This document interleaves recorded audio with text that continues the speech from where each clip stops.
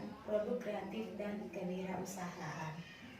Untuk kali ini kita masih membahas materi tentang menganalisis pemasaran produk, di mana tema kita hari ini tentang mengevaluasi strategi pemasaran. Nah, apa yang dikatakan dengan evaluasi strategi? Evaluasi strategi merupakan tahapan proses manajemen di mana manajer akan menentukan strategi apa yang akan dipilih untuk mencapai tujuan perusahaan. Nah, apa tujuan dari strategi pemasaran tersebut?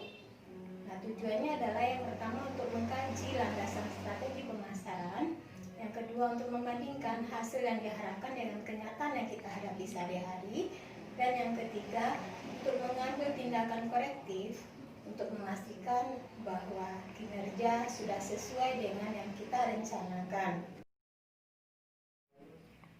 Dalam melakukan evaluasi strategi pemasaran, kita harus memperhatikan hal-hal berikut ini. Yang pertama ada kita sebut dengan evaluasi return of investment, di mana tujuannya adalah untuk melihat apakah uang yang sudah diinvestasikan atau dikeluarkan oleh pemimpin atau pemilik perusahaan untuk melaksanakan strategi pemasaran tersebut benar-benar menghasilkan keuntungan bagi perusahaan atau tidak. Yang kedua yang harus kita perhatikan, yang kedua itu adalah membandingkan strategi marketing dengan kompetitor. Nah, hal ini bertujuan untuk melihat respon dari masyarakat terhadap produk yang kita hasilkan. Kemudian yang ketiga ada kita sebut dengan kelengkapan strategi dan rencana marketing. Nah, hal ini bertujuan untuk mengurangi risiko kegagalan dari rencana yang sudah kita susun sebelumnya. Dan yang terakhir itu keempat, itu adalah respon konsumen terhadap produk yang kita hasilkan tadi, apakah positif atau negatif.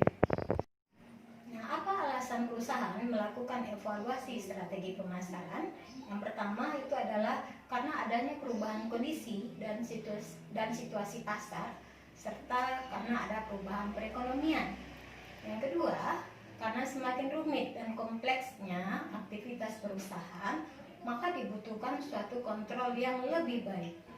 Dan yang ketiga, untuk membantu para manajer untuk mengetahui bagaimana aktivitas dan kinerja para bawahannya.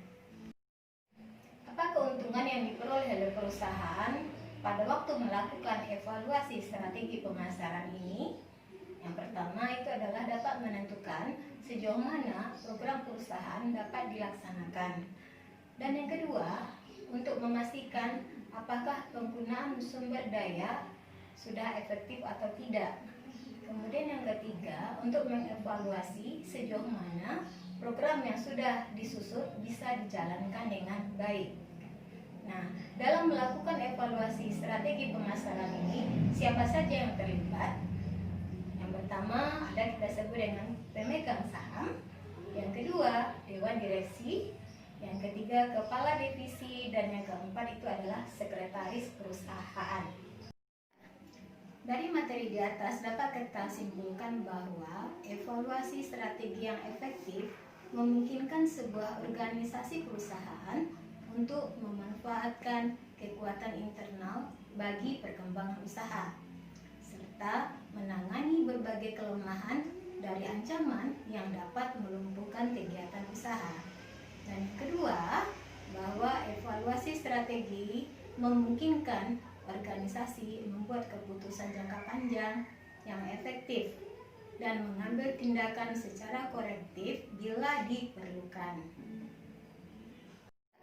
Demikian materi kita hari ini. Besok kita lanjutkan lagi dengan materi selanjutnya.